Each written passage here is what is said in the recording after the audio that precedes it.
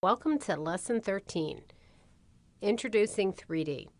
Now you can do all sorts of 3D things in Photoshop CS4, which is incredible.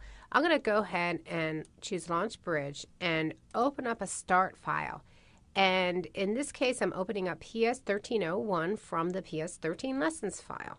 And I open this up and I pull out my Layers panel, and you'll see that there are all sorts of layers here.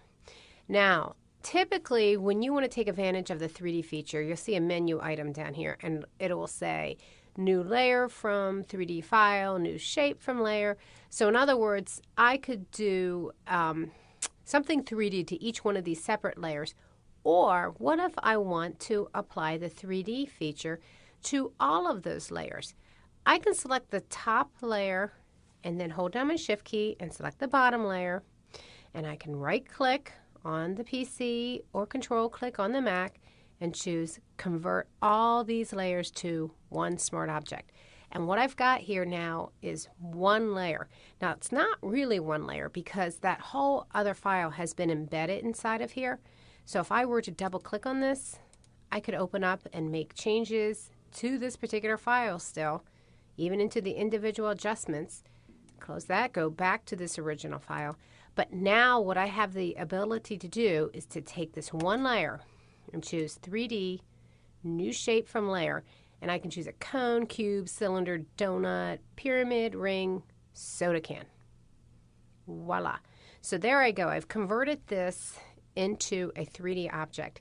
How do I know it's 3D? First of all, look in the lower right-hand corner. I've got this little cube indicating that this is a 3D layer.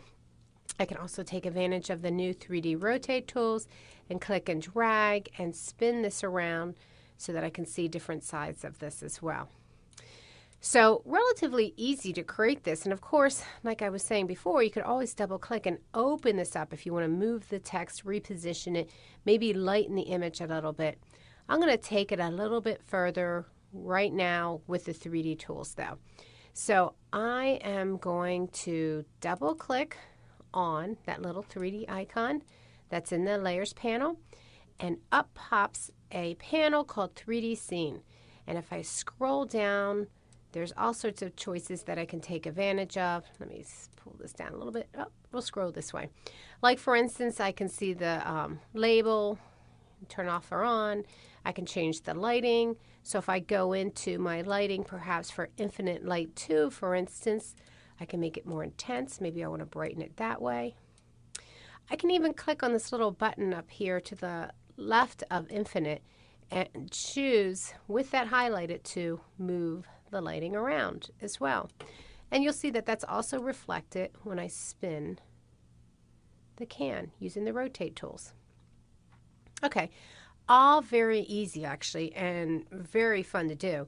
But what if I'm creating this as a comp for a client and I want to show them in a really unique way this can spinning. Okay, so I'm going to kind of combine this with an animation feature.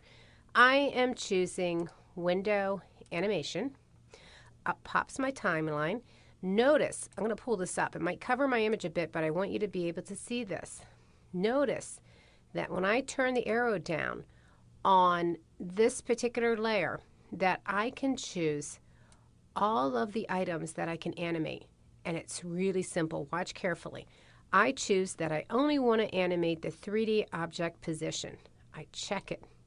While my current time marker is back at the 0 mark, I can pull or drag this over to 3, take my rotate tool and say about here, I want it to spin like this. And we're just roughly grabbing this.